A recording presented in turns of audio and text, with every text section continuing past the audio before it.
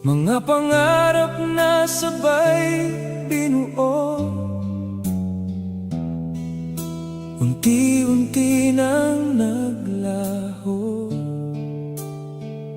Sa bawat titig mo malamig, ramdam kong tayo'y napapalayo ng pilit.